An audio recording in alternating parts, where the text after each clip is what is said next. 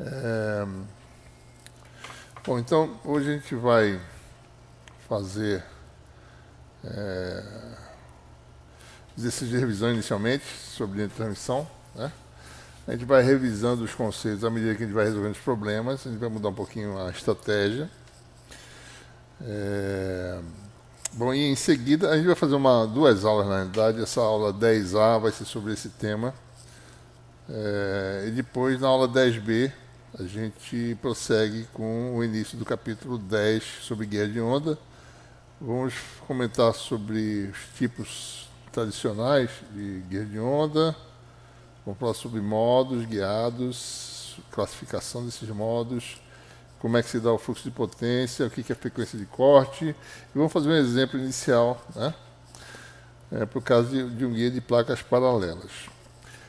Bom, então vamos começar aqui nossa primeira parte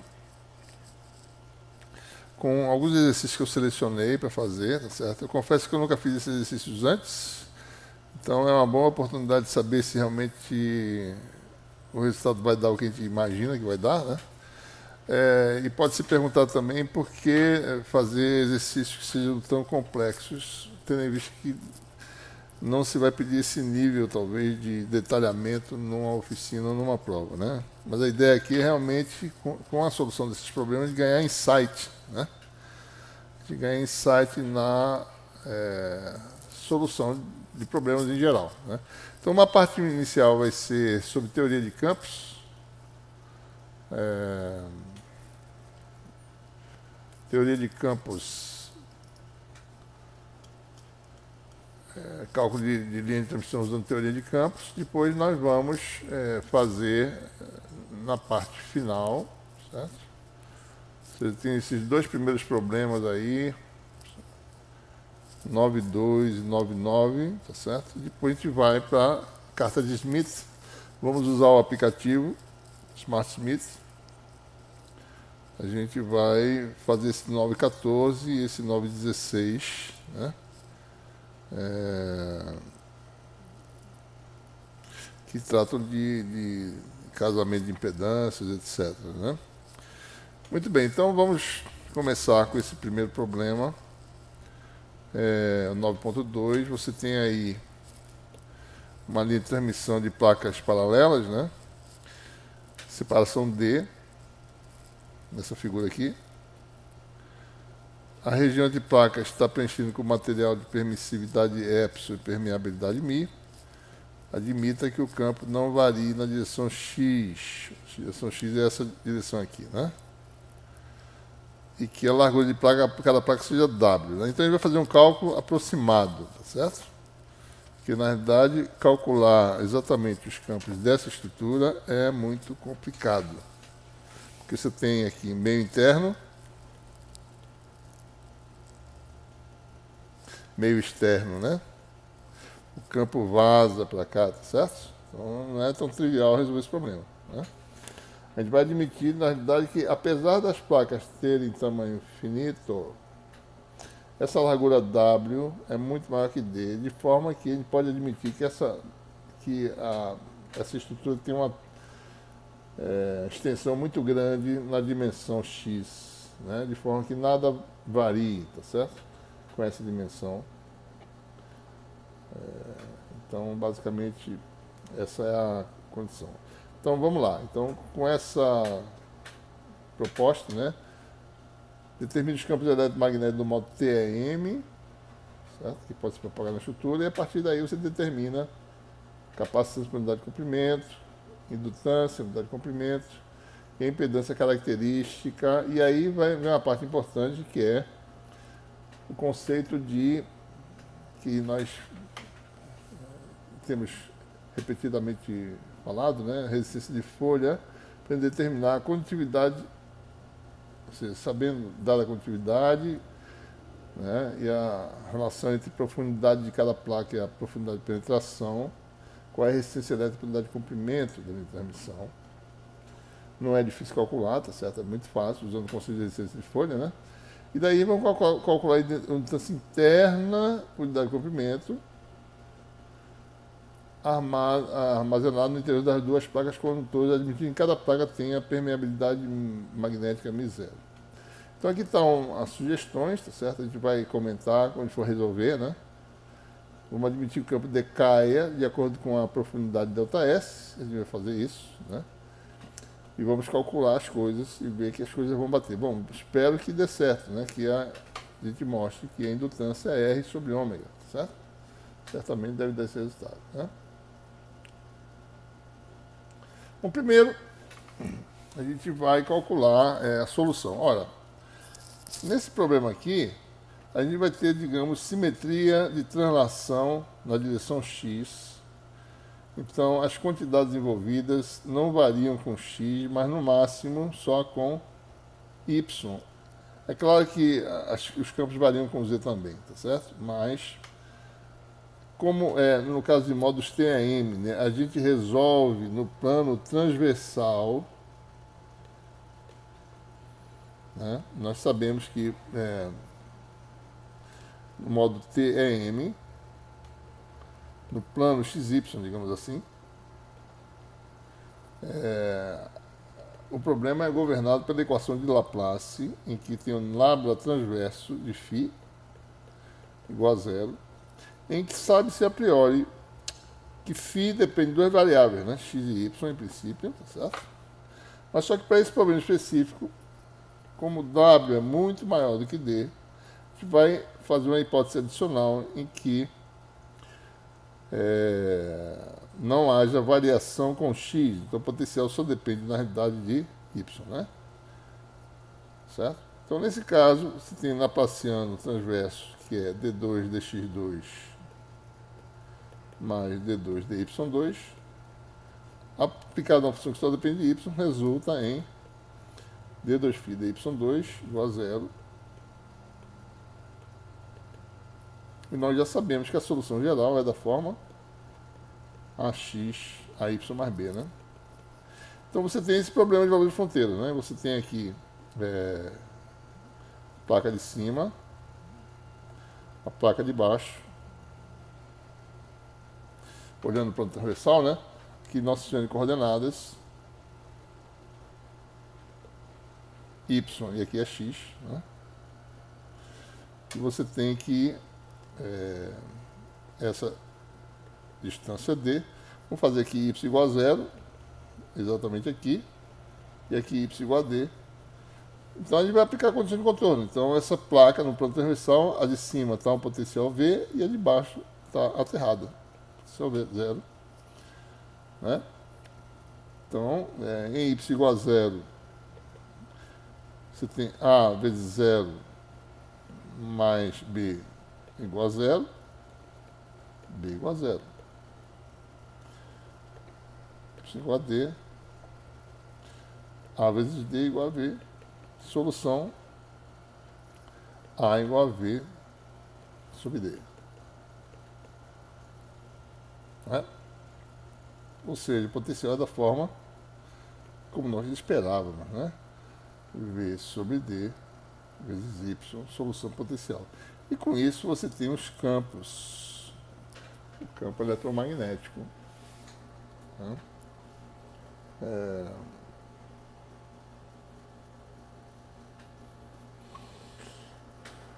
O campo E igual a menos gradiente de φ. O campo E é transversal, né? Deixa eu lembrar aqui a notação que a gente está usando.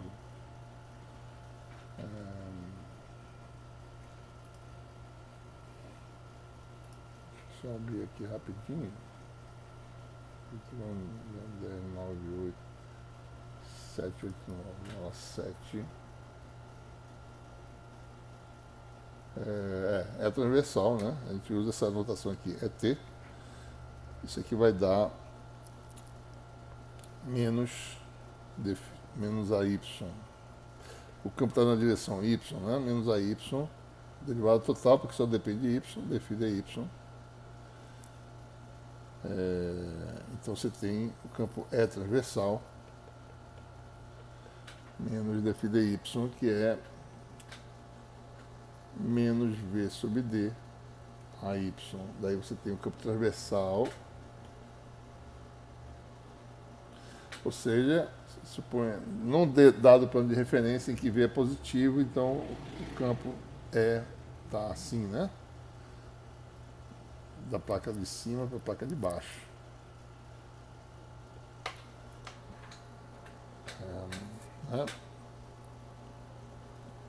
Bom, e o campo H? Bom, H é aquele forma canônica, né? 1 sobre a impedância de onda do meio, propagação no sentido Z, o U é o AZ, vetorial é T. Tranquilo, né? Por isso que essa forma canônica é útil. Sabendo ela, a gente rapidamente calcula as coisas. Campo magnético transversal igual a 1 sobre Z, só lembrando que Z, raiz de Mi sobre Epsilon, AZ vetorial, campo H, aliás, menos V sobre D, AY, você tem um campo H, Z com Y dá menos X, com menos dá mais, né? Z com Y dá menos X, com menos dá mais, então vai dar V sobre D impedância, ou seja, campo elétrico sobre impedância, AX. É resultado do campo magnético, tá certo? Então vamos só relembrar o que está se pedindo aqui, né? Campos elétrico e magnético, primeira parte é essa aqui. Pode se falar nessa estrutura, então para esse caso, solução final, né? Vale campo transversal menos V sobre D a Y. Daí tem o fator de propagação exponencial menos J N, índice de refração, K0, Z. O beta, no caso, é índice de refração. Vamos chamar de eta aqui, porque a gente vai começar a usar eta já no contexto do capítulo 10. Né? Esse eta é raiz de μ sobre μ0 ε0. É a permissibilidade relativa à raiz quadrada, né? Campo H também é uma onda V sobre D e Z AX exponencial de menos J eta K0 Z. Tá? É o resultado da letra A.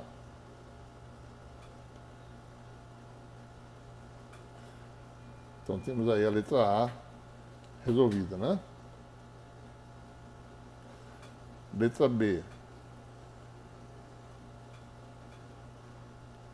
Capacitância por unidade de comprimento da linha de transmissão. Bom, tem duas formas. Uma, nós sabemos que isso é um capacitor de placas paralelas. Eu posso calcular direto a capacitância como se fosse um capacitor DC normal, tá certo? Então, se você tem aqui um capacitor com a separação epsilon, né? Aqui você tem a placa de cima, tá? Placa de cima e a placa de baixo.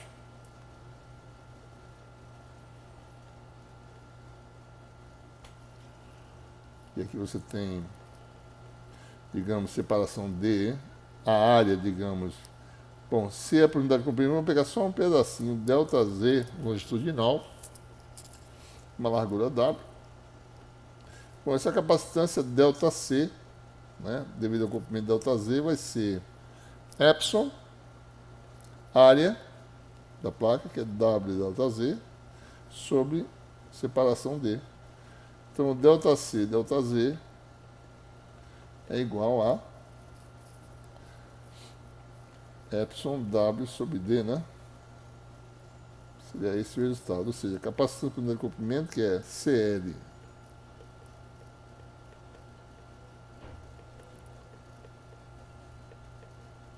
seria esse estado, né?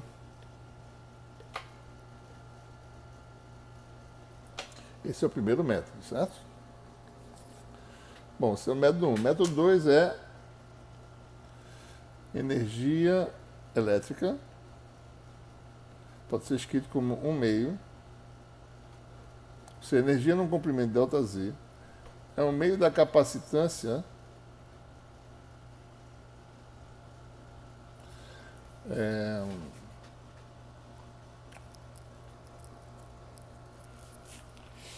vezes módulo de V ao quadrado, né? 1 meio não, 1/4, né? Certo?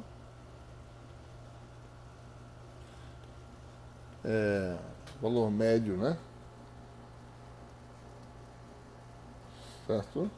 E a energia elétrica nada mais é do que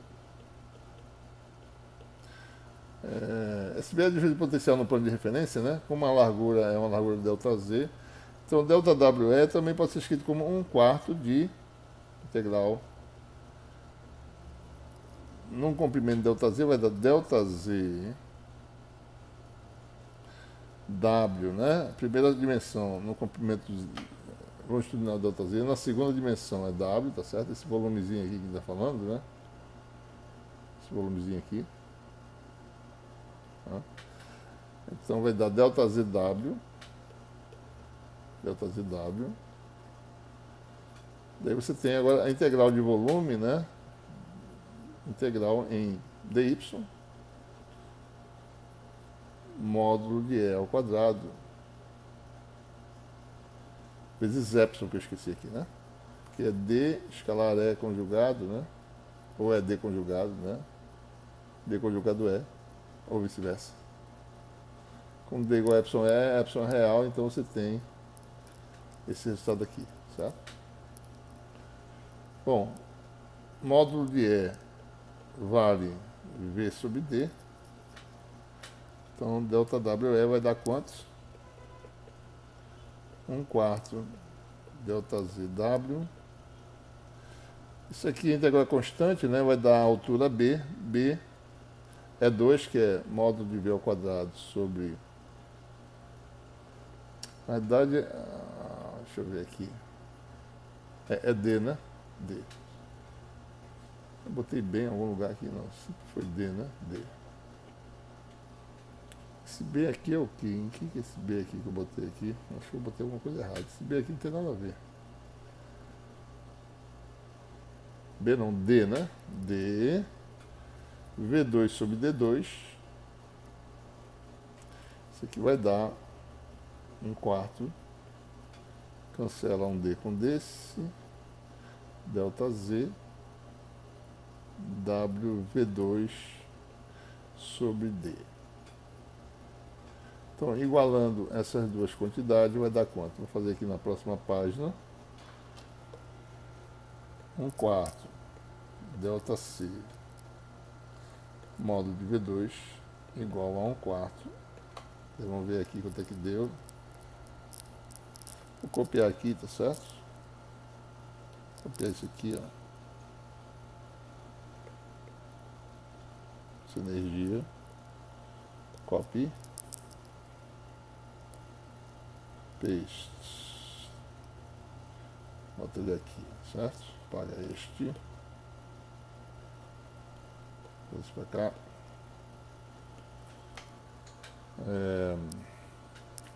Então você tem aí. Cancela isso.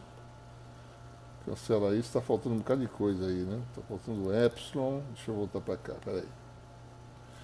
Energia. Cadê a energia? Não, faltou o epsilon aqui. Falta um epsilon aqui. Epsilon. Epsilon. Próxima página. Falta um epsilon aqui, certo?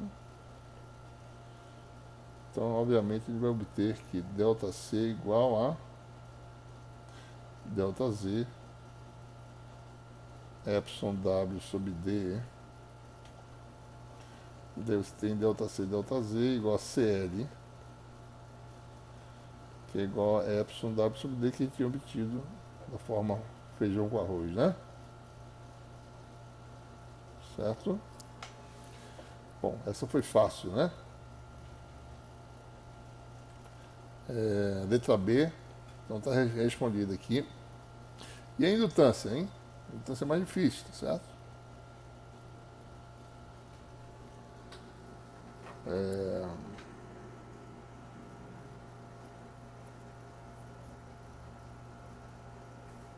Muito bem. Para indutância, a gente precisa calcular a corrente, né? E usar aquela fórmulazinha. Vamos tentar determinar. Vamos desenhar aqui nossa estrutura de novo, tá certo? Placa de cima, né? Vamos lembrar como é que o campo é. O campo está na direção X, né? Aqui tá o eixo Y, aqui está o eixo X. Nós concluímos que o H, a gente acabou de calcular aqui, certo? O H está, digamos que estiver positivo, né? Está na direção X, esquecendo essa parte aqui, né? Campo transverso H. Então o que acontece, né? H está sempre na direção X, constante, tá certo? O campo H está fazendo isso aqui. Então, no caso ideal, o H fica só entre os condutores e não penetra no condutor, né? Então, os condutores não têm perdas. A sua solução é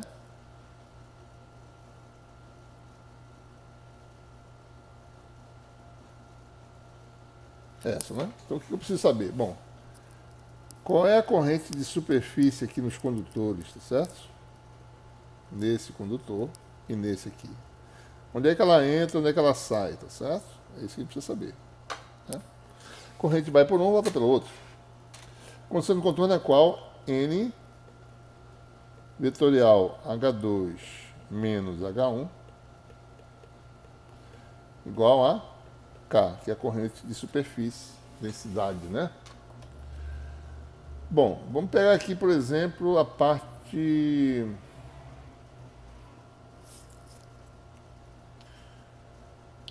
de cima, tá certo? Vamos olhar assim. Vamos agora fazer um desenho detalhado para a gente poder ver direitinho. Isso aqui é o condutor de cima. Vou expandir aqui. Vou desenhar sem limite aqui, tá certo? Aqui é o condutor de cima.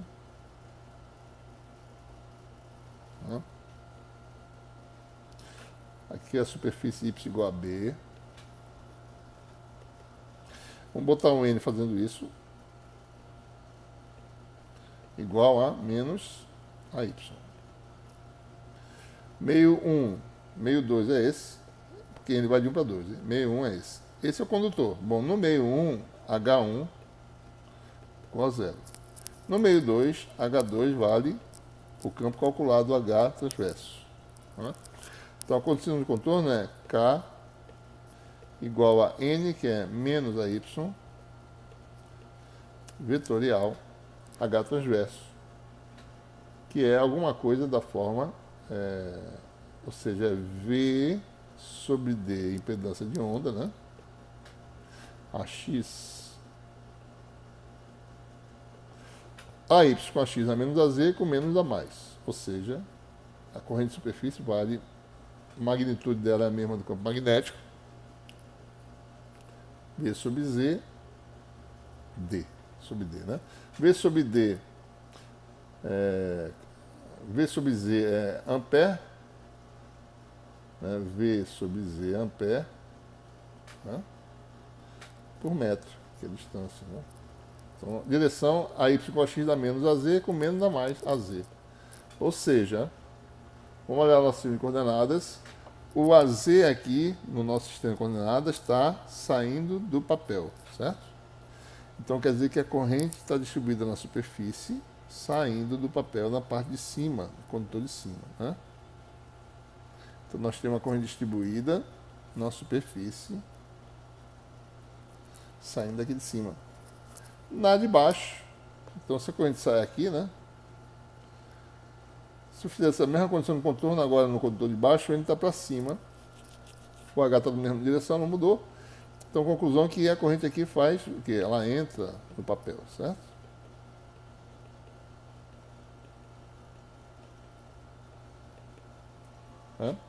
Então, a gente calculou só em cima. Basta calcular uma. No sentido Z, a corrente vale I. Então, se você tem um comprimento W, né? Vou apagar essa parte aqui, tá certo? Apaga isso aqui. Poder ter um espaçozinho. Então, observe, né? A corrente que flui no comprimento W seria a integral, né? Se você for calcular usando a formulação, vai ser de K escalada normal ao caminho, a normal ao caminho, que a normal é AZ, K escalar AZ, dx é o elemento de comprimento na direção paralela à superfície, né? De 0 a W. Essa é a corrente. Basta usar o valor de K, que está aqui. AZ escalar AZ dá 1, vezes E sobre D, largura W, né? Então a corrente vale V. Aliás, esse Z, o que esse está fazendo aqui? Onde ver esse Z aqui? V sobre D, esse aqui está errado. Peraí. V sobre DZ, impedância, né? Vezes W. É isso? Isso. Então, VW sobre D vezes C. Se é a corrente que flui num sentido e ela volta a mesma quantidade de corrente no outro sentido. Tá? Então, esse é o resultado para a corrente. E pronto, com isso a gente pode calcular agora a indutância.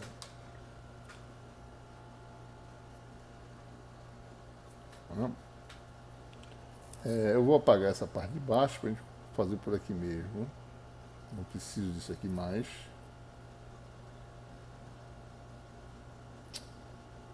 Vou apagar isso aqui. Cut. Bom, então o que nós temos? Que a energia magnética, então, novamente lembrando, né? Comprimentozinho, vou fazer só um desenho aqui pequenininho, tá certo? Só a gente está considerando um comprimento ΔZ. Isso aqui vale W, isso aqui vale D, né? Então a energia nesse pedacinho aí, ΔWm, é 1/4 da indutância nesse pedacinho, módulo de I ao quadrado. E está dado aqui em cima, certo? Essa é a fórmula para a indutância em termos da energia. Indutância em termos de fluxo de corrente enlaçada é muito complicado, né? É mais fácil calcular em termos de energia. Essa é a fórmula usando teoria de circuitos. E equivalentemente, para meios lineares, a energia magnética é o quê? 1/4 da energia, que é μ módulo de H ao quadrado dV, né? dV nesse caso específico, que nesse caso, as coisas são constantes, então a integral em dV é simplesmente, isso aqui vai ser 1/4 μ módulo de H, que é uma constante, né? E dV é o volumezinho dessa região, que é dW ΔZ. Módulo de H ao quadrado é simplesmente V sobre dz. Posso botar aqui ao quadrado se quiser, né? Módulo de V2 sobre D2, Z2, impedância.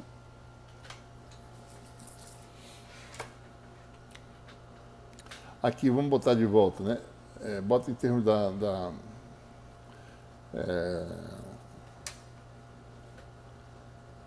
V sobre dz. V sobre dz é I sobre W, né? V sobre dz é igual a I sobre W. Corrente por unidade de comprimento. Então aqui, isso aqui é o quê? I2 sobre W2. Né? Vem daqui. I2 sobre W2. Tá? Então, para que essa confusão toda, para a gente poder jogar aqui, né? Então, ΔWm é igual a 1/4 permeabilidade, módulo de H2, que é módulo de I2, W sobre W2. Aí vem o D, W e o ΔZ. Isso aqui vai dar W cancela. Então aqui eu vou dar um ΔZ na frente, né? Mi, vou botar um 4 aqui. Módulo de I2 é D sobre W. Pronto.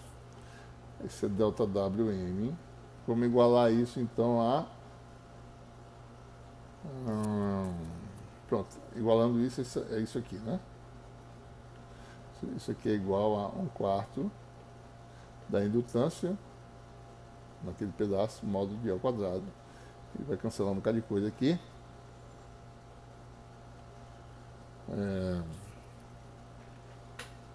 Faz alguma coisa 1/4, né?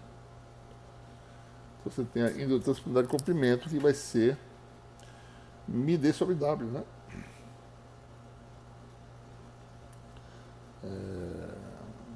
Tem mais algum lugar aqui? Não? Deixa eu tentar vir para cá.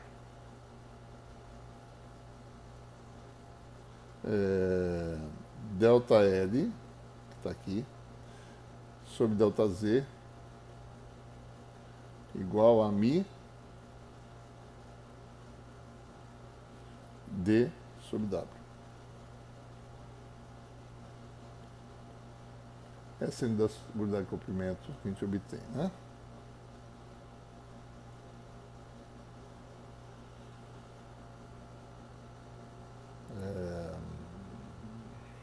É isso. Então, resultado, né? Essa é uma forma de calcular, tá certo? Vou mostrar uma outra aqui já já. Então, a indutância por unidade de comprimento, que é ΔL, ΔZ, deu μd sobre W. μd sobre W, né? Deixa eu forma alternativa.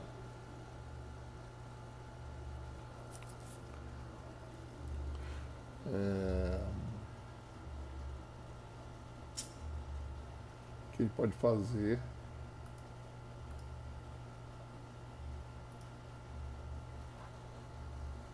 em que você tem você pode calcular assim, né? Você pode calcular assim, né? L sobre C igual a μ sobre epsilon, né? Tem essa relação que nós temos no capítulo 9. Então, se o C é capacitância, então indutância é igual a capacitância por unidade de comprimento, μ sobre epsilon. Como a gente calculou antes, cadê ela? Está por aqui, né? Está aqui. Capacitância é epsilon W sobre D.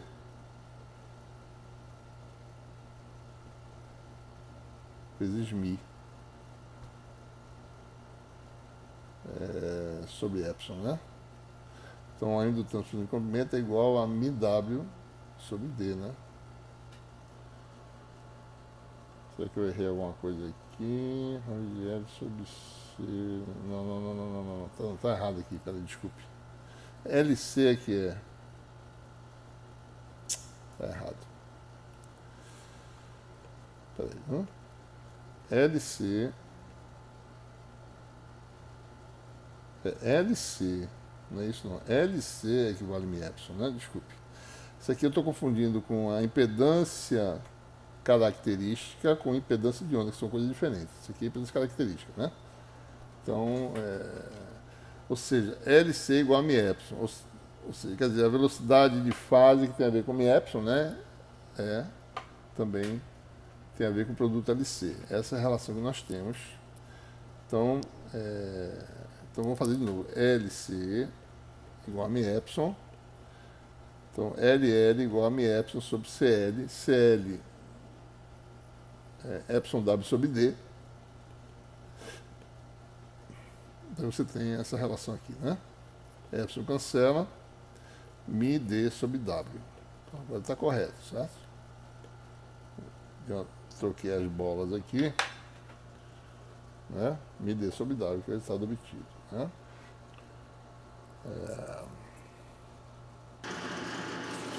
Muito bem, então vamos continuar. Pelas características da linha, então agora que você tem aí, né? Minuto de transmissão de comprimento e capacitância de unidade de comprimento, nós temos aí letra D, né? Então, na letra D nós temos impedância característica da linha, é raiz de L sobre C. Né?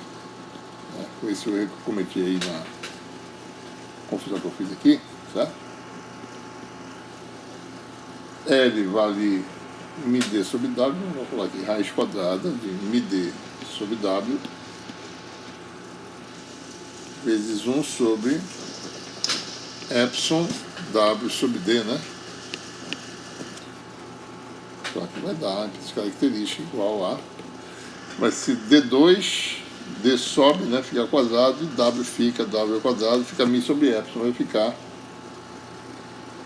raiz de D sobre W, raiz de D2 sobre W2, raiz de μ sobre epsilon, né?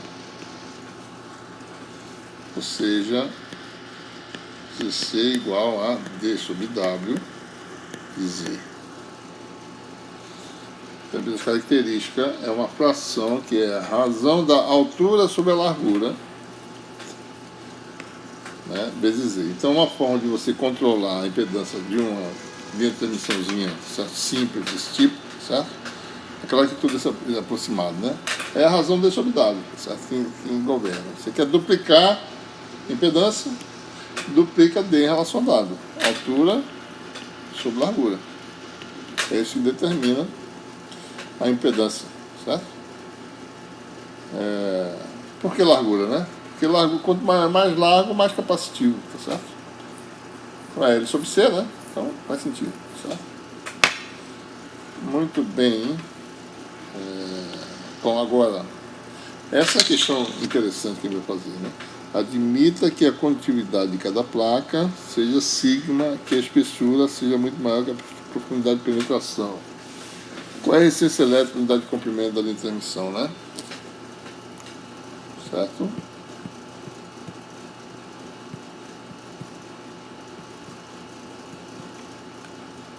Muito bem.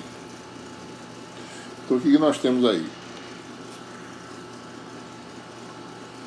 Vou fazer novamente o desenho aqui, tá certo? Fazer, aliás, em perspectiva que é melhor, né? Fazer assim, pegar mais uma vez um comprimentozinho delta Z, né? E aqui eu vou fazer agora a espessura, tá certo?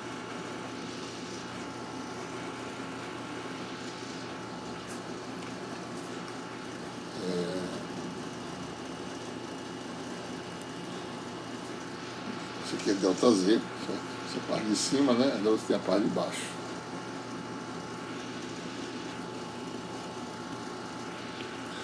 E essa parte é a parte que tem condutor, né? Essa parte aqui.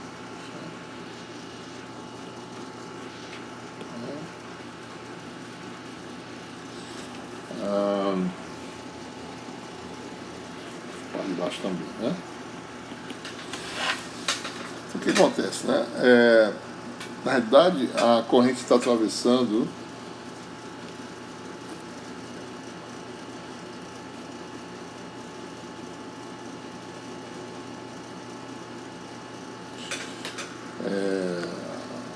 potência dissipada nos dois condutores, né? A corrente vai por um, volta pelo outro.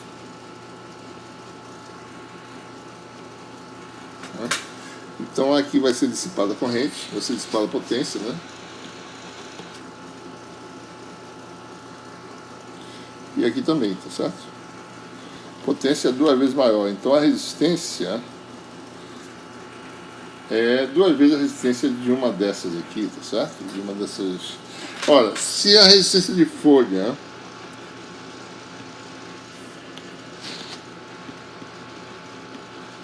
vale 1 sobre sigma, profundidade de penetração, né? Então a resistência de um comprimento ΔZ atravessada, e a corrente atravessa uma largura W, é ΔZ sobre W RS. Certo? Essa é a resistência de uma placa dessa, porque a profundidade de penetração é só ΔS, né? Então a resistência total, ΔR, que eu vou chamar, é igual a 2 vezes ΔZ sobre W RS. Né? Ou seja, a resistência por unidade de comprimento é 2 vezes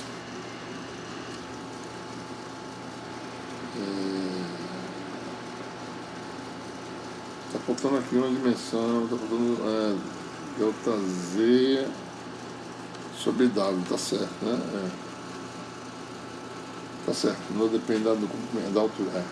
2RS sobre W, né?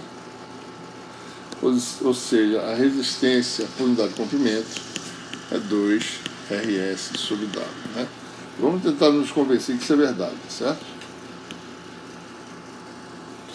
Potência dissipada é a soma das potências dissipadas nessa placa de cima mais a placa de baixo. Então, a potência dissipada total, ΔP, é a resistência, digamos, é a resistência elétrica, ΔR, na placa superior sobre 4 módulo de ao quadrado, mais ΔR na placa inferior sobre 4 módulo ΔR ao quadrado, que é a mesma corrente, né? Ou seja, é a soma das duas resistências, tá certo?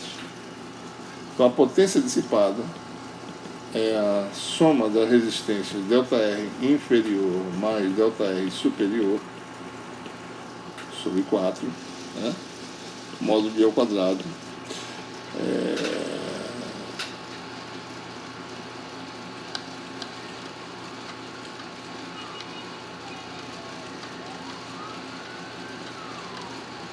Então, em termos da corrente que flui no sistema, essa seria a resistência elétrica, né? Então, deve estar correto esse cálculo que a gente fez, certo?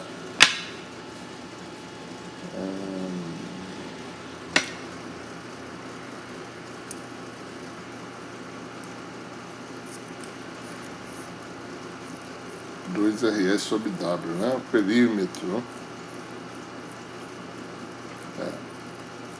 Certo? Vamos agora calcular essa segunda parte aqui.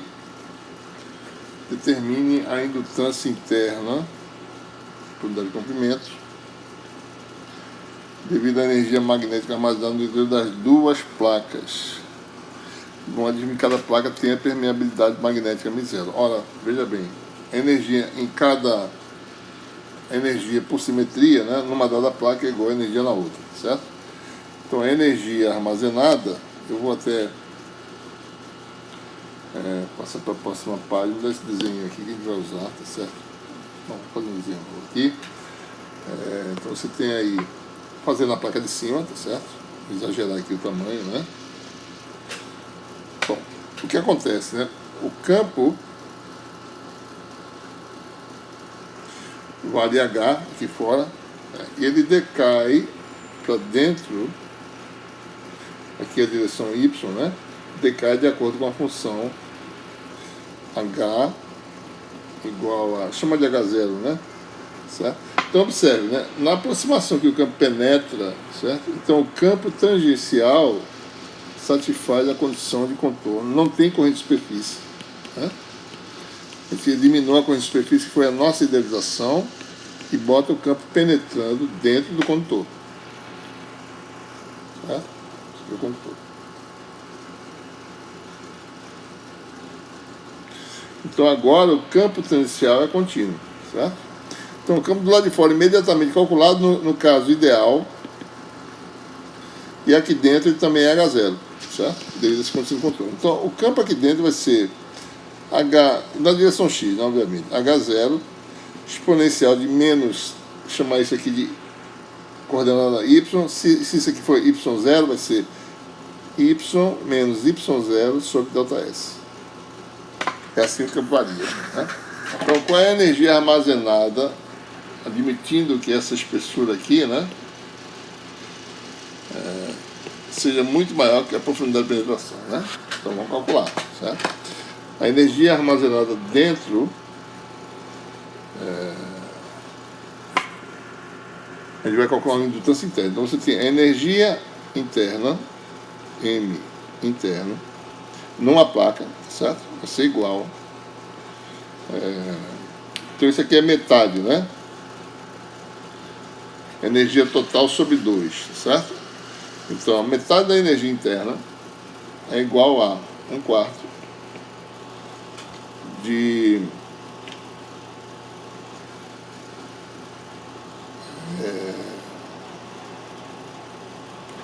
1/4 de, admitindo aqui que seja μ0, certo? Vai ficar μ0, né?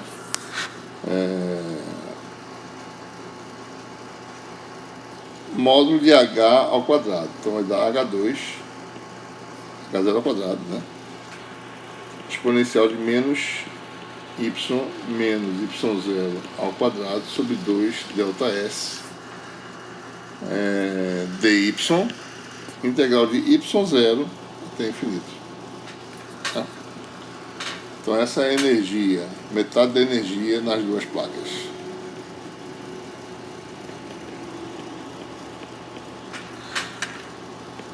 Esse H0 é conhecido, é constante. Então eu faço a mudança variável, faço Y menos Y0 igual a Y', né? Desculpa, isso aqui não é quadrado, não, pessoal. Isso aqui está errado. Menos 2, certo? Que é exponencial vezes exponencial, né? Menos 2 vai dar, nessa mudança variável, dy' é igual a dy, né? Vou botar isso aqui mais para baixo. Isso vai estar integral de 0 a infinito, dy', exponencial de menos 2y' sobre ΔS.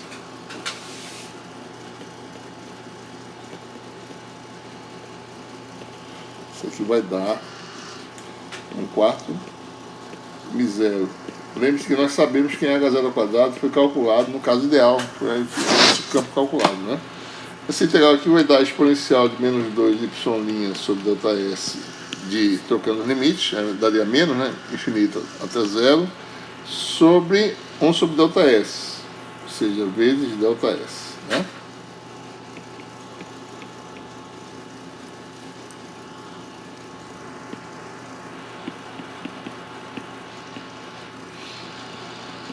Isso aqui dá igual a 1, certo?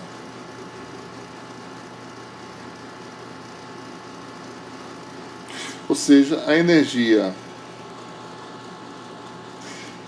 armazenada, está faltando aqui algumas coisas que eu esqueci, tá certo? Nos dois condutores vai dar 1/2 μ0 H0 ao quadrado ΔS. Agora está faltando aqui o que, né? Integral de volume, né? dy, faltou aqui o ΔZ e a largura W, certo? Foi o que eu esqueci, né? Então, energia por unidade de comprimento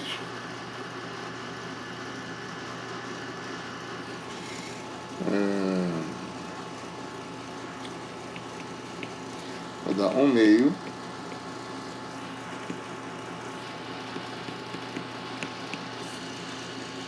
ΔZ, ΔS, né? Vezes W, tá certo? Nosso resultado é esse. Vamos ver no final se dá certo, né? Se faz sentido, tá certo? Bom, então agora vamos calcular em termos da indutância interna, né? Vou pegar isso aqui e copiar para a próxima página, certo?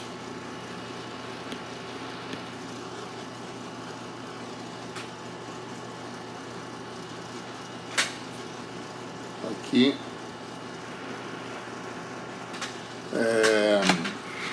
Bom, por outro lado, a indutância interna é energia por unidade de comprimento. Aliás, energia interna é 1/4 ΔL módulo de I ao quadrado. Lembrando, né? I, tá certo? É igual a... ou melhor, né? Você pode dizer assim... I é igual a corrente de superfície, que a magnitude dela é H, né? É H0, vezes W, né? É isso que tem, tá? E é igual a isso. Então isso aqui dá 1/4 ΔL módulo de H0 ao quadrado W2. Então com isso a gente vai calcular agora indutância interna, né? Chamada de interna, certo? Interna, né? Então iguala, tá faltando alguma coisa aqui.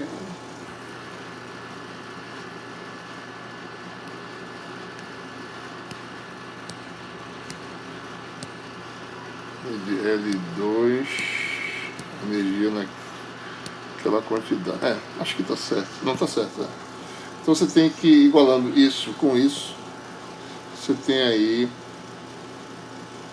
1/4 ΔL interno H0 ao quadrado W2 igual a 1/2 V0 H0 ao quadrado ΔS W, né? Vou cortar aqui, H0 ao quadrado sai. Então ΔL interno vai dar 2 μ0 ΔS sobre W, se não estivermos errados, né? Cadê o ΔZ? Eu tenho que passar o ΔZ para cá, né? ΔW interno igual a isso aqui, igualei igual a isso vezes ΔZ, tá certo? Vezes ΔZ. Você tem ΔL interno sobre ΔZ.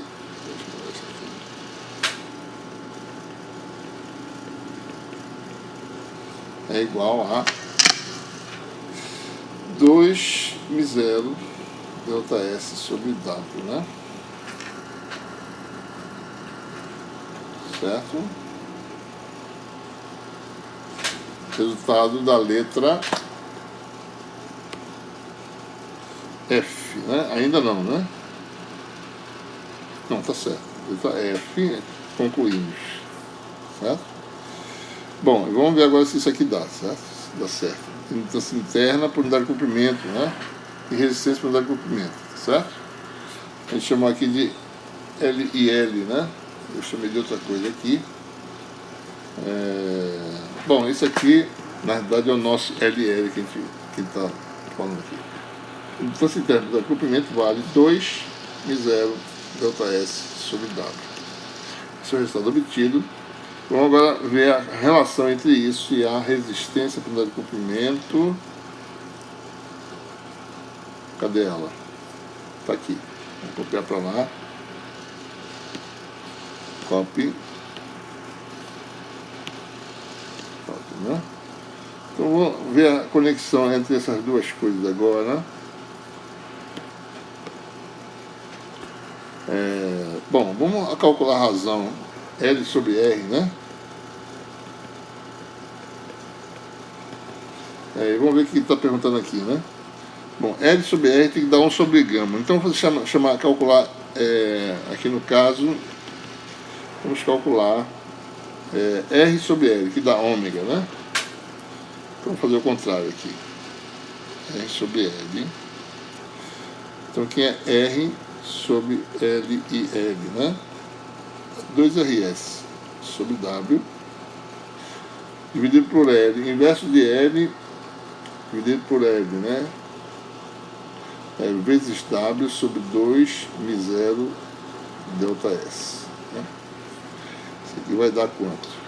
2 cancela, ainda bem, W cancela, fica RS sobre μ0 delta S, né? Será que vai dar isso mesmo, hein? Bom, RS sobre M0 delta S, né? Sobre M0 delta S. Bom, RS é 1 sobre sigma delta S, vai ficar 1 sobre M0 sigma delta S ao quadrado, e a delta S, por sua vez, é igual a πf M0 sigma elevado a menos 1/2, né? Então, ao quadrado vai dar πf M0 sigma sobre M0 sigma,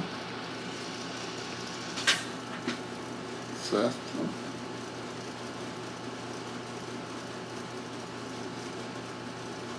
Zero sigma, né?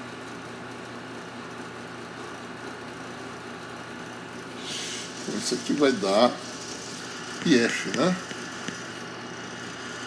πf, por sua vez, é ômega sobre 2π. Isso aqui vai dar π ômega sobre 2π, que vai dar ômega sobre 2. Então tem um fator de 2 aí, que a gente precisa só ver se a gente errou alguma coisa.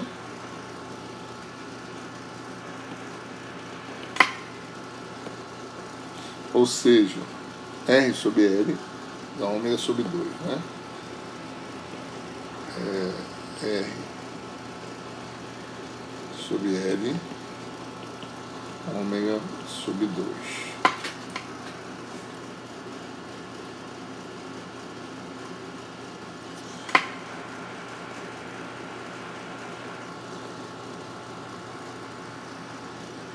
Já tem um errozinho aqui, e esse errozinho aqui veio de um lugarzinho que a gente errou aqui numa continha, tá certo? Fator de 2, né? Na hora que a gente integrou isso aqui, certo? Da delta S sobre 2 aqui, certo? E não delta S. Daí esse 2 vai cancelar, né? Então isso aqui vai dar sobre 2, né? Então esse 2 aqui cancela com esse, fica sobre 4 aqui. Corrige. Sobre 4. Então esse resultado aqui não é 1/2, mas é 1/4. 1/4, né? Resultado. Então energia é 1/4.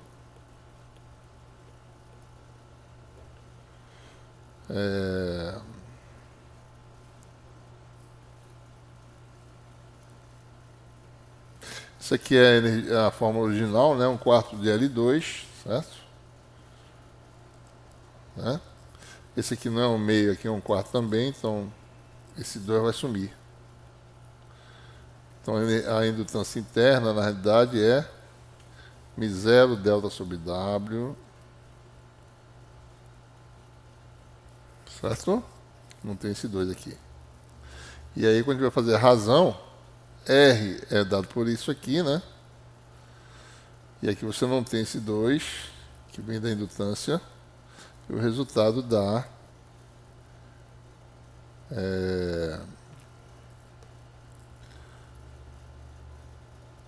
2 vezes isso, né? 2 vezes isso, porque não tem, aqui é 1, certo?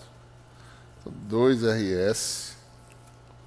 Então o resultado aqui dá 2, vamos corrigir tudo. E aí aparece o 2πf, né? 2πf. E aqui não precisa nem fazer nada disso, né? Tudo errado aqui. Ou seja, dá ômega, né? Certo? Como a gente imaginava, né? Então esse ômega sobre 2 está errado. Deu ômega corretamente. Então fizemos tudo certinho aqui. Só foi um fatorzinho de 2 ali. Então esse é o resultado final do problema, tá certo? Letra G, né? Do problema proposto, certo?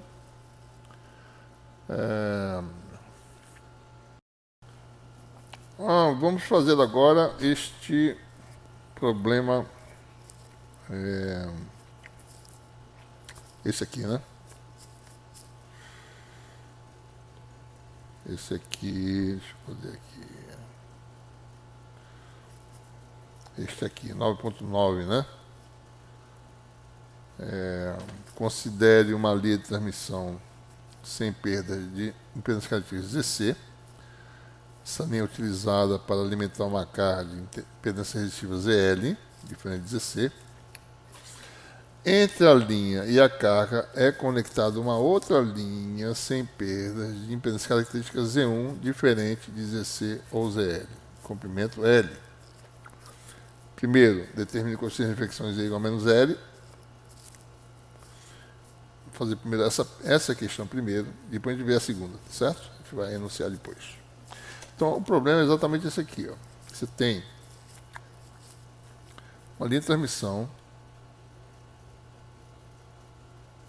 impedância ZC, você tem uma carga, ZL. Entre as duas, você conecta uma segunda linha de transmissão, de impedância, chamada de Z1, né? Característica, certo? Comprimento L. Vamos calcular o coeficiente de reflexão. Bom, para isso eu preciso da impedância de entrada aqui dentro, Zin, né? Transformada através dessa linha.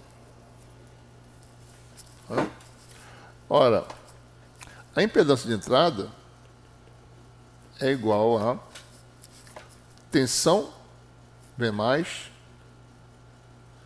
menos J beta Z, né, no caso, certo? Mais V menos exponencial de menos J beta Z sobre a corrente que é 1 sobre ZC. V mais menos J beta Z menos V menos exponencial de J beta Z. Aqui está errado, seria mais, menos, né? Só que em Z igual a menos L, isso aqui vai dar, pela entrada, igual a ZC, V mais. Eu já vou dividir por V mais, certo? E já lembrar que V menos sobre V mais é o coeficiente de reflexão da carga, né? Então, aqui você fica com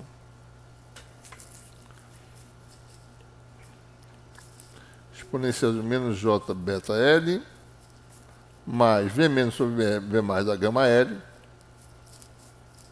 Aqui eu mudei em Z igual a menos L, né? Então aqui vai ficar mais, tá certo?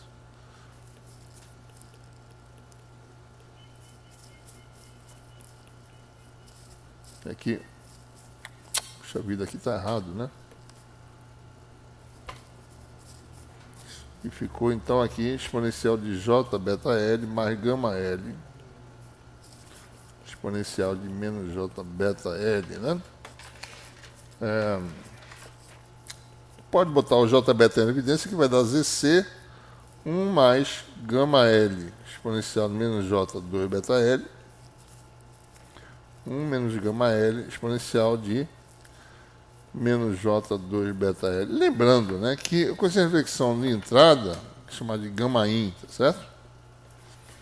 É gama L exponencial de menos J2 beta L, né?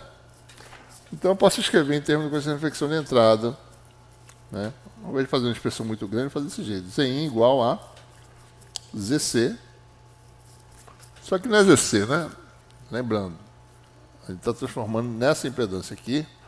Então, no fundo, é Z1. Então, volta aqui para Z1, todo mundo, tá certo? Z1.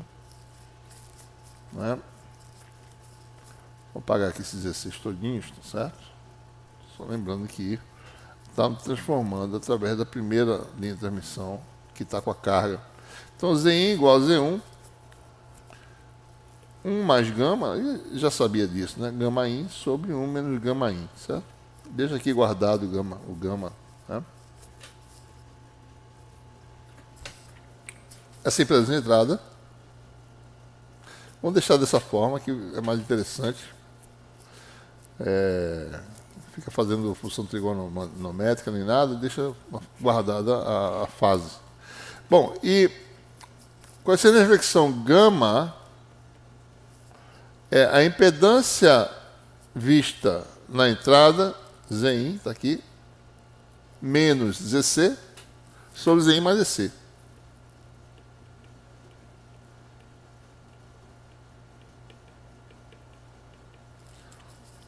Certo? Então, se eu botar essa expressão aqui, Zin menos Z1, 1 mais gama in, certo? 1 menos gama in, sobre Zin mais Z1, mesma coisa, né? 1 mais gama in, 1 menos gama in. Se eu multiplico todo mundo por 1 menos gama in, né? Então vai cancelar o denominador e ficar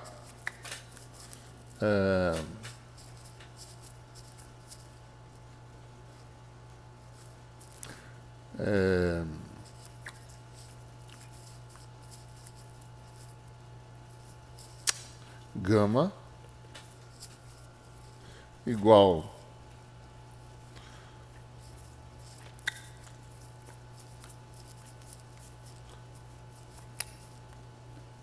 Z1 menos gama in sobre menos Z1, né?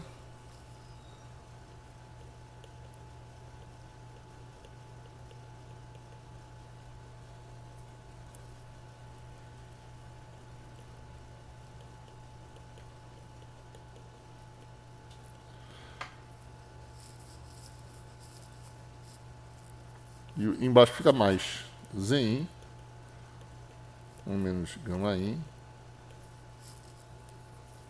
mais Z1, 1 mais gama in. E eu posso organizar aqui, né, Zin com Z1, tá certo?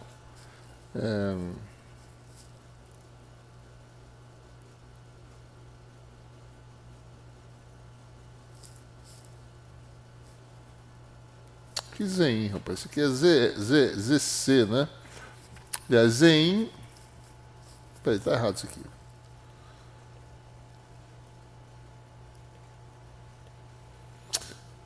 O gama é igual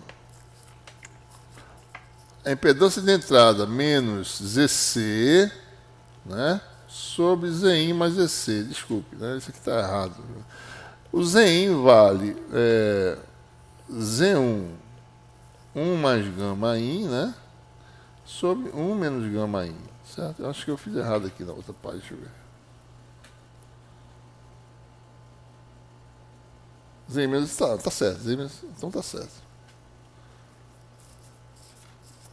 Então Z menos EC sobre, é porque eu fiz invertido, Z1, 1 mais gama in, 1 menos gama in, mais ZC. E agora a gente organiza aqui, tá certo? Vai ficar gama igual a Z1, 1 mais gama in, menos ZC, 1 menos gama in, Z1, 1 mais gama in, mais ZC, 1 menos gama in. Tá? Ou seja, gama igual a Z1 menos ZC, primeiro fator, mais gama in evidência, Z1 mais ZC. Sobre, embaixo vai ficar Z1 mais ZC, mais gama in, Z1 menos ZC. E agora eu vou dividir por Z1 mais ZC. Daí a gente vai começar a identificar alguma coisa, né?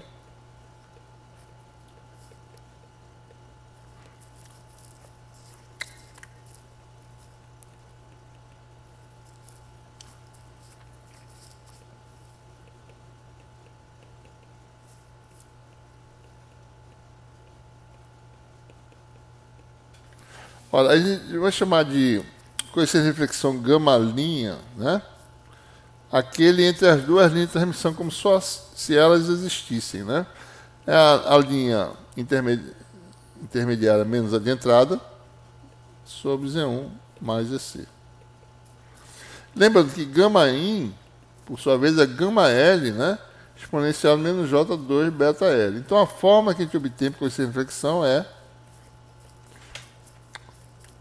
coeficiente de reflexão só das linhas de transmissão, associada a elas, a diferença de impedância característica, né?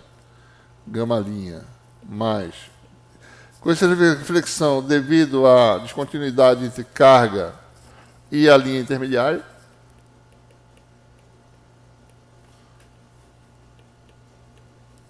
E aqui fica 1 mais γ linha, né? Γ' que está aqui, ó.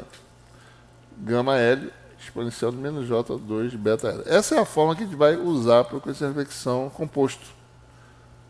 Essa é a mesma forma que aparece em reflexão de uma estrutura de duas camadas, de duas interfaces. Se você calcula uma onda plana incidindo numa interface dupla, dá esse resultado aqui, incidência normal. Na realidade, isso aqui é o resultado geral, independentemente do ângulo de incidência, né? Você pode calcular também, de uma forma muito parecida com essa. Certo? Esse é o resultado A. Bom, daí vem a segunda parte, né? Assumindo que o comprimento seja lambda sobre 4, e que lambda com mediana na linha intermediária, determine Z1 para que o coeficiente de reflexão seja nulo. Ou seja, você obter casamento. Essa seção intermediária, esse tipo de estrutura é chamado de transformador de 1/4 de onda, né? Exatamente porque esse lambda sobre 4 aqui, tá certo? Então vamos lá. Então, se beta L, beta é 2π sobre lambda, né? Vezes L. E L vale lambda sobre 4, isso aqui vai dar 2π sobre lambda 1 sobre 4, que dá o quê?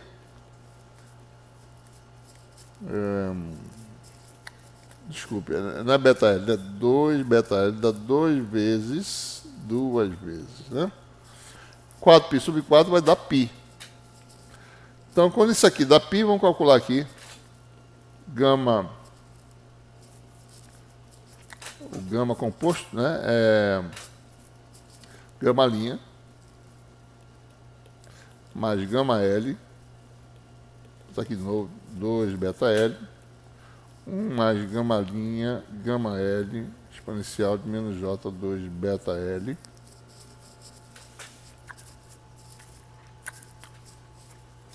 e no caso 2 beta L vale π, você tem exponencial de menos Jπ que vale menos 1. Resultado, γ' menos γL, 1 menos γ', γL. Ou seja, para que γ dê zero, basta que eu assegure que γ' igual a γL. Essa é a condição. Ou seja,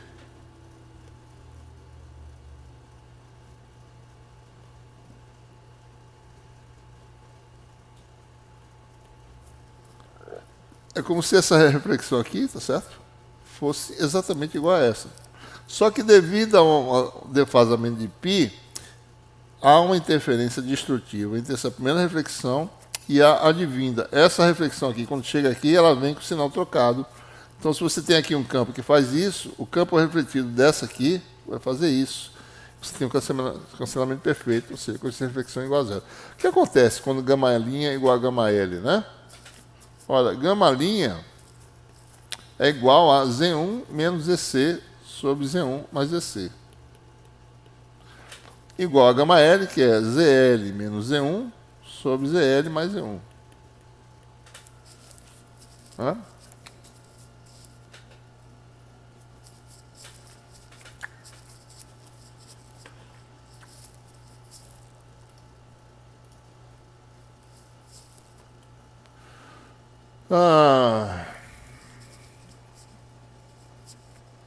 Então, vamos fazer essa continha aqui, né? Z1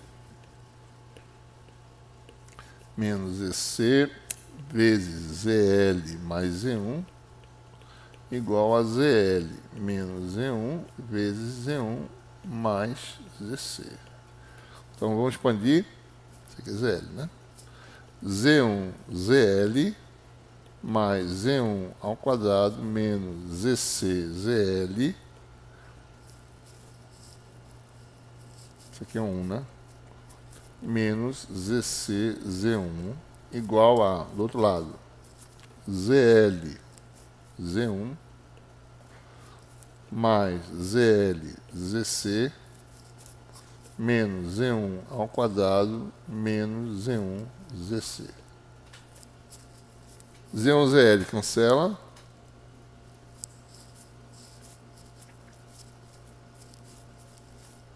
Z1 ZC, ZL ZC.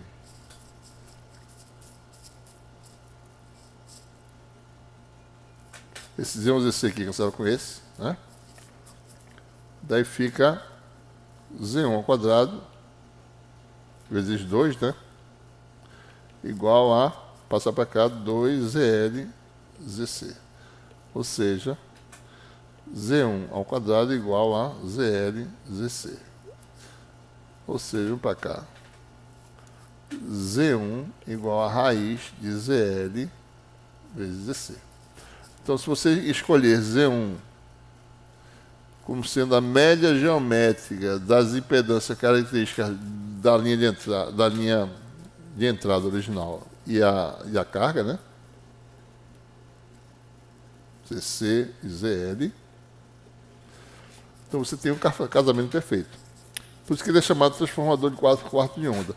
Uma estrutura que tem impedância característica, que é intermediária, média geométrica, com quarto de comprimentos de onda, vai casar exatamente a carga, a linha de transmissão, né? Bom, então esse é o resultado desse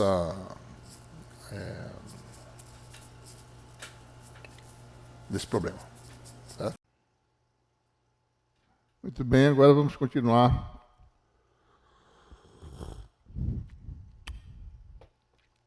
com nossa aula de exercícios,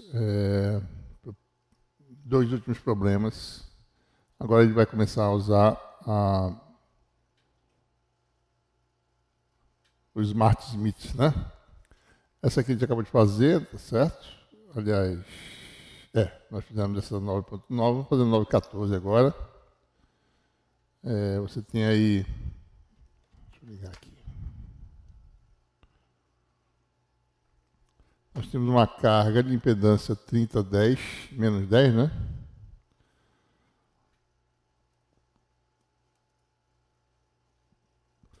E uma linha de transmissão com impedância característica de 50 ohms para alimentar essa carga. Então, a frequência de operação é 3 GHz. Então, isso quer dizer que a gente vai ter que determinar valores numéricos, né? Determina as 2 primeiras soluções para a posição e comprimento de um estube simples terminado em curto-circuito e conectado em paralelo com a linha de transmissão, que deve ser usado para permitir o casamento à carga. Então, a gente vai achar 2 soluções, as 2 primeiras soluções. Existe um número infinito de possibilidades, porque a função impedância é periódica, né? A função impedância tem periodicidade lambda sobre 2. Então, qualquer solução deslocada de lambda sobre 2 pode ser utilizada. É claro que a gente não vai usar trechos muito longos, né? Porque, inerentemente, há perdas e quanto mais longo, mais fora do desempenho projetado a gente vai estar, tá certo? Então, vamos lá. Você tem aí uma linha de transmissão, impedância característica conhecida, né? A carga é 30 menos 10, não é isso? 30 menos 10.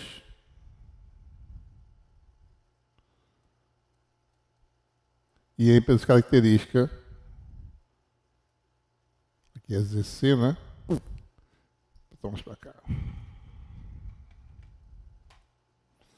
50 ohms. A primeira coisa que a gente faz é já normalizar, né, a quantidade que é a impedância da carga. Você dividir ZL por ZC, achar o valor normalizado.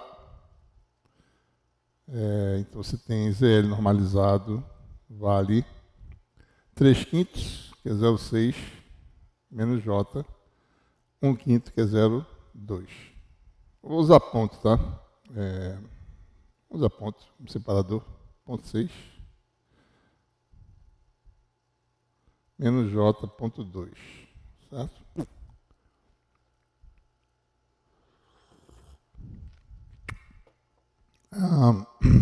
Bom, então a ideia é você utilizar um stub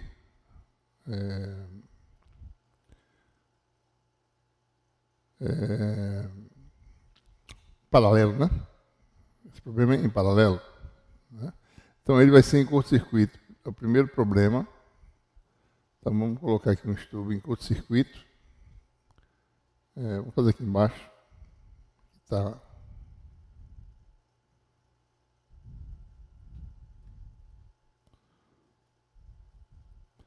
Vamos botar aqui uma certa distância. Uma distância D, né? Curto-circuitado, e aqui você está uma distância comprimento L.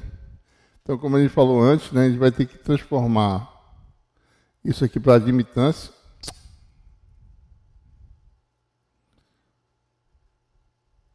Calcular a admitância. E a partir daí, a gente vai trabalhar na carta de Schmitt com as mesmas propriedades da função impedância, né? Então, a gente vai primeiro transformar para a admitância, depois vai transferir essa admitância para a admitância de entrada.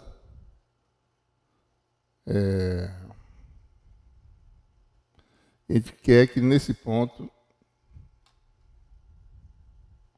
a admitância D1, né, mais J, um valor B normalizado, vou chamar de B mesmo, né? E daí eu tenho que adicionar um stub em curto-circuito, que aqui, o stub, né, o Y do stub, YE, normalizado, tem que dar menos JB. E com isso, a admitância de entrada, chamada de Y, né, normalizado, vai dar 1 mais JB menos JB, que dá 1, né? Então, eu tenho uma carga casada, porque a admitância normalizada é igual a 1.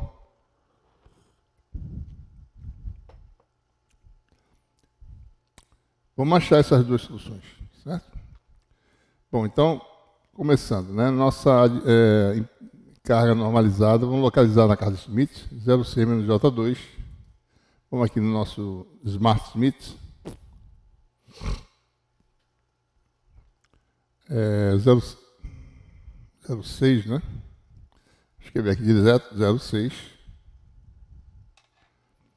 menos ponto 2, certo? Pronto. A interseção dessas duas curvas, essa vermelha com essa azul. Né? Vamos achar o coeficiente de reflexão referente a essa carga, que vai achar a sequência que passa por esse ponto de interseção. E agora a gente vai pegar a fase e jogar até aquele ponto para determinar a fase, mais ou menos, tá certo? Do coeficiente de reflexão, daí está dando mais ou menos 213,5. Então tem um valor de referência aí de fase, né? Vou até escrever aqui. O coeficiente de reflexão é dado por 0,28. Então, para essa carga, nosso coeficiente de reflexão, gama, é 0,28 exponencial de J, fase de 213,5. Lembrando que é vezes π sobre 180, porque esse número aqui é um valor numérico, né? Graus. É a fração de grau, né? De uma volta completa, certo? Bom, o que a gente vai fazer agora é... Bom, essa é a carga, tá certo? 0,602. vai achar a admitância. A admitância é obtida invertendo de π, certo? Essa fase, para você achar no outro lado, vai ser o valor numérico da admitância. Ou seja, se eu inverter de π, eu subtraio ou somo 180, né? Você tem aí 213,5 menos 180, que dá 33,5, né? Então eu vou ter aí 33 graus e meio. Então eu venho aqui e mudo minha fase para 33,5. Pronto. Diametralmente oposto. Eu vou achar a interseção dessas duas. Você vai achar as duas curvas de resistência, ou agora vai ser condutância, no caso, né? E susceptância, que passam por esse ponto. Então, vamos lá, vamos ajustar aqui. Pronto. Aqui você vai ter mais ou menos aí, certo? O valor da condutância e a susceptância. Passa aqui. Mais ou menos aí, né? 1,51 e 0,51, certo? Então, a admitância da carga normalizada é 1,51 mais J,51.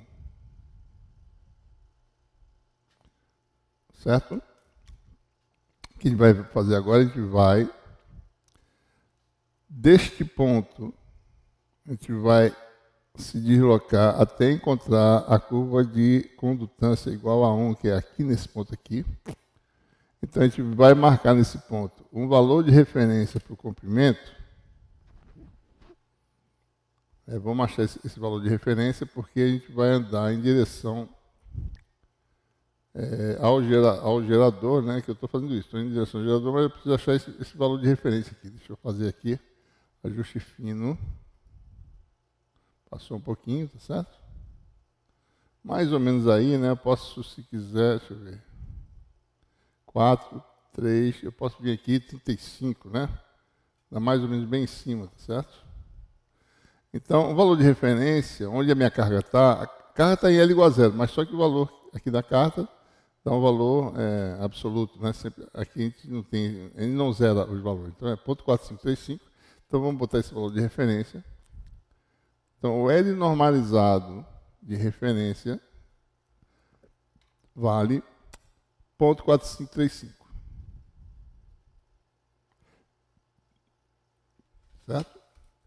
E a gente vai fazer, então agora a gente vai se deslocar em direção ao gerador, certo? Diminui a fase, né? L aumenta, diminui a fase, até encontrar essa circunferência aqui, que é G igual a 1. Né?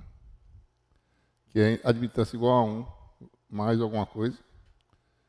Então, vamos em direção ao gerador até encontrar essa primeira solução, tá? Primeira solução, mais ou menos aí, né? Nessa primeira solução, a admitância é 1, que é esse valor aqui, mais a curva que passa por aqui, né? A curva de susceptância, de susceptância que passa por aqui, certo? Agora vamos ver que valor. Agora nós temos 0,602. Então, o novo valor de L normalizado é 0,602. Eu estou usando vírgula e ponto misturado, deixa eu usar ponto aqui. 0,602. Então, a variação, o D é simplesmente esse L menos L de referência, né? Normalizado, que dá 0,602 menos 454, tá certo? Para não ficar muito... Isso aqui vai dar quanto, né? 148,148, né? 842 foi 1, 6410 foi 1, 2, 4, pronto, exatamente, né? Então, achamos uma primeira solução dele, chamada de D1, tá certo? Ponto 148. Eu já vou achar a segunda solução, tá? Se eu prosseguir em direção ao gerador, eu vou passar para cá e ir até a segunda solução, que vai ser aqui, ó. Certo? Deixa eu achar logo a segunda solução. Vamos continuar aqui até essa interseção aqui. Achar outro valor de D, né? Outro valor de... Mais ou menos aí, certo? Pronto, mais ou menos aí, né? Ponto 898. Então, o D2, a solução foi essa, né? A solução 2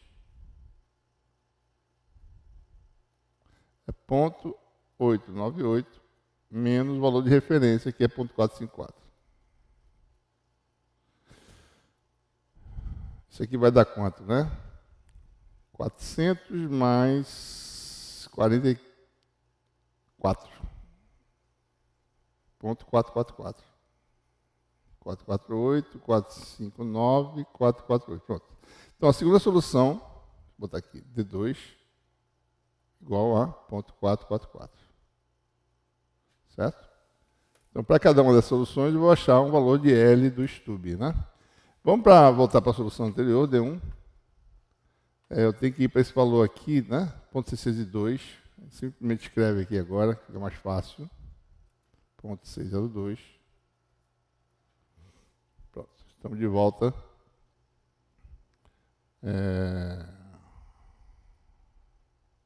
Aqui, né? Ponto 602. Vamos achar quem é a admitância. Obviamente, aqui basta eu fazer isso, né? 1, né? É a primeira valor, e x é o valor negativo que passa por aqui.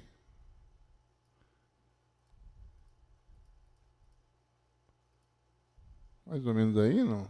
Pronto, mais ou menos aí. 1059, né? Aí está escrito Rx, mas é G e B, né? Condutância e susceptância. Então, para a solução 1, chamar de Y in 1 normalizado é igual a 1 menos J 059. Certo?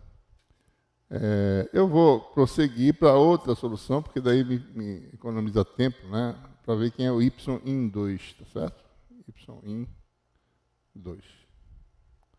Vai dar também 1, né? E vamos ver o resto aqui. Bom, essa Y em 2 aqui é ponto 898, né? A gente tem que ir. Basta eu botar aqui, ponto 898. Que está lá do outro lado, aqui, ó. Vamos achar a susceptância. Só é mexer no X aqui para cima. Mais ou menos aí. Pronto. Mais 58. Que é o simétrico, né? Aparentemente são simétricos, né? Esse erro é erro de observação visual aqui que eu estou vendo, né?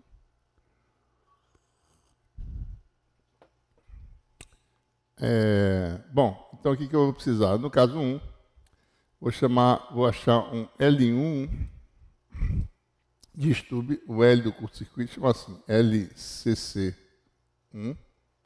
normalizado, né? E aqui eu vou achar um LCC2 normalizado. Bom, então, nesse caso aqui, eu preciso de uma susceptância do stub, BE1 normalizado, que vale 0,59. No caso 2, vou precisar de um stub cuja susceptância seja menos 0,58. Certo? Então, o que a gente faz? A gente vai parte do curto-circuito no diagrama de admitâncias. Né? Bom, o curto-circuito no diagrama de impedância está aqui, certo? No diagrama de admitância, o curto-circuito está aqui. Né? Admitância. Vai em direção ao gerador até encontrar, certo? O valor 0,59. Então, isso aqui vai bater aqui em cima, certo? Em algum lugar, você vai ter uma curva que passa por aqui. 0,59. É isso que a gente vai fazer, certo? Então, vamos fazer a primeira solução para achar o primeiro valor de stub de curto-circuito.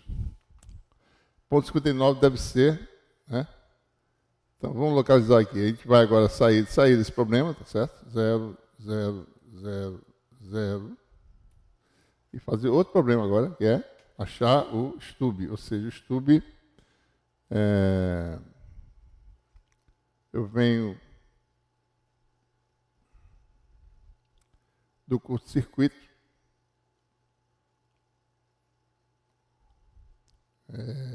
Eu boto aqui, ou seja, a susceptância vale 0,58, né? 0,59, 0,59, está aqui. Então eu venho daqui até aqui, certo? Gama igual a 1, né? E meu comprimento em direção ao gerador, eu já estou em cima dela, né? Então vamos embora. Certo? Direção ao gerador, esse comprimento é real. Estou em cima do stub em 0 aqui. Então esse vai ser realmente o comprimento do stub, que vai dar esse valor aqui. Ó.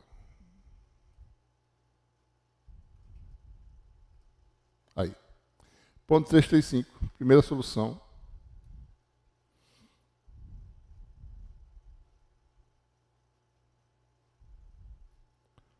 Né?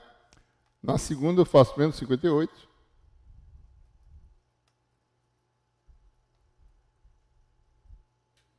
Pronto. Volto aqui para 0.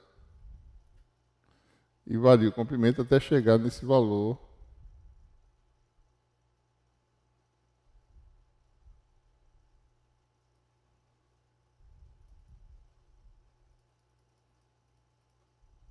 Pronto. Temos aí a solução aproximada, né? Mais ou menos 166. Da segunda solução.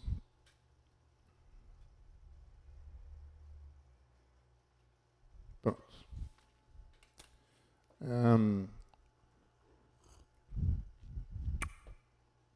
Então você tem as soluções.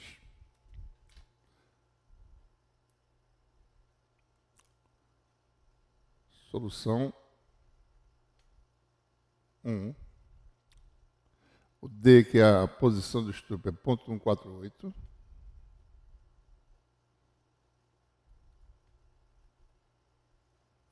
E L1,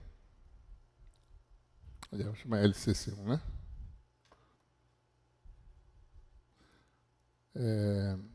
Ponto 335. Solução 2.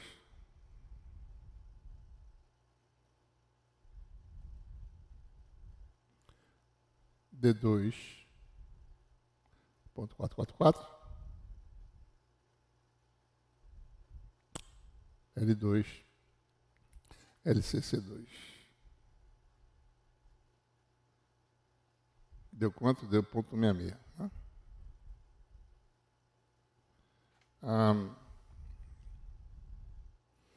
Bom, terminamos? Não, ainda não. Quer saber o valor numérico, né? F igual a 3 GHz. Vamos admitir que a linha seja uma linha que o índice de refração, digamos, do meio de preenchimento seja 1, daí fica fácil, né? F igual a C sobre lambda. Então, 3 GHz dá quanto, né? É isso mesmo, 3 GHz?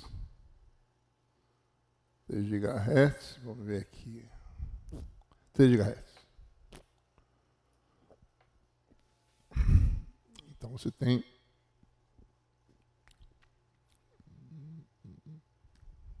3 GHz, você tem lambda igual a 3 vezes 10 a oitava sobre 3 vezes 10 a nona metros, né?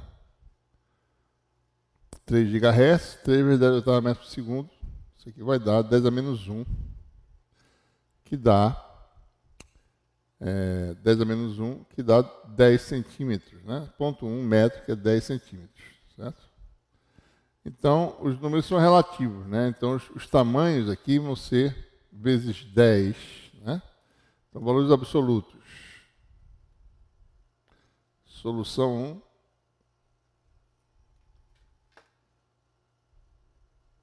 Só multiplicar por 10, ficou até fácil, né? Valores absolutos, né? D1 igual a 1,48 centímetros, 1,5 centímetros, aproximadamente, né? 1,50. L1, 3,35. Valores absolutos, 3,35 centímetros. Solução 2.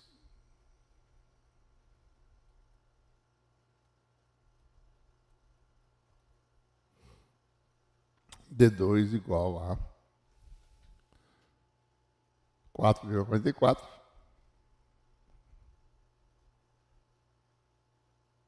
L2 igual a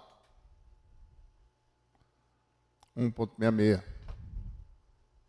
Ou seja, observe as dimensões, né?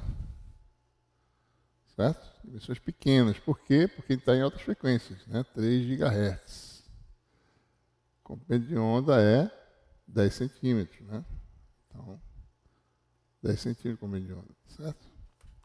Então, 10 centímetros, a função impedância já voltou ao mesmo valor 2 vezes já, certo? Já tem 2 meios de comprimento de onda. Em 5 centímetros ela se repete, certo?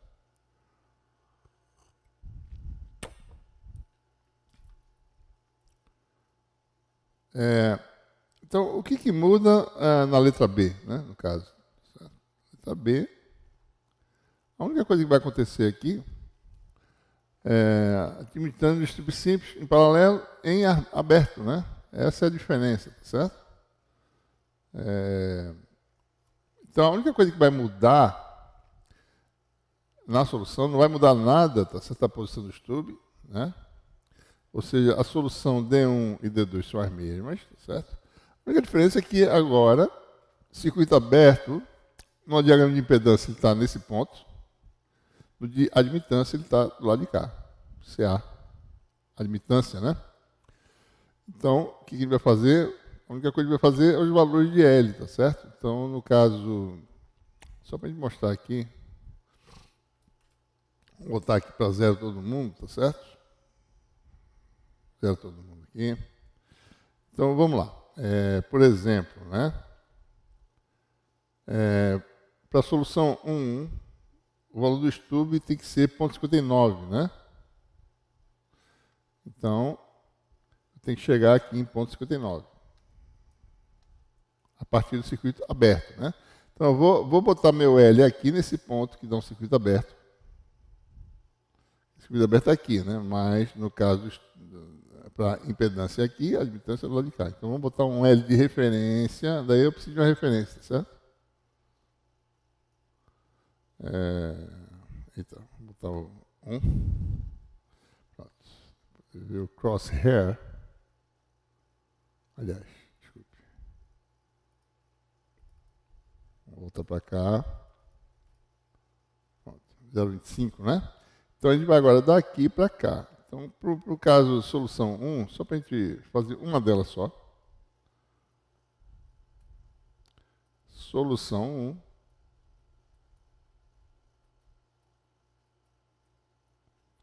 L barra de referência vale 0,25.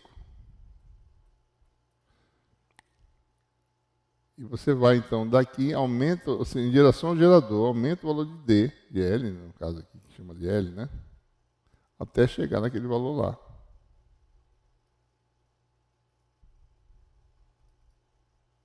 Pronto. 0,35, certo? Então, o valor D1, D do circuito aberto 1 vai ser igual a 0,35 menos 1/4 de comprimento de onda. Isso aqui dá quanto? 8, né? 0,085. Tá? 0,085. E a mesma coisa seria para a segunda solução, que vocês já entenderam a ideia, né? No caso da segunda solução, a gente faria algo semelhante, certo? E daí eu calculo em centímetros, né? Só fazer a solução 1 só, vezes 10, né? 0,85 centímetros, ou seja,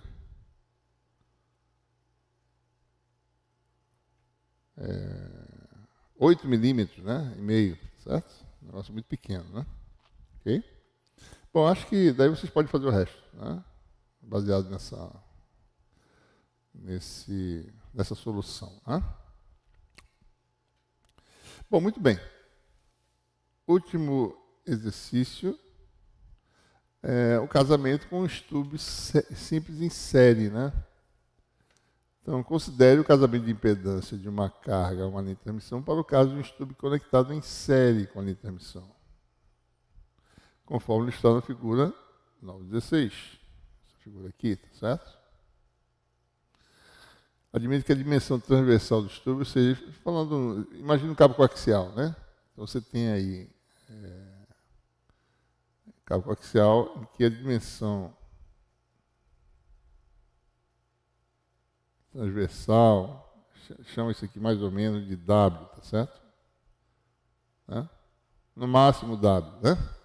Separação entre os dois condutores da ordem de W, digamos assim, no pior caso, tá certo? Então a gente vai emendar isso aqui num condutor e isso aqui no outro. Então esse aqui vai dar uma largura W, né, mais ou menos, certo?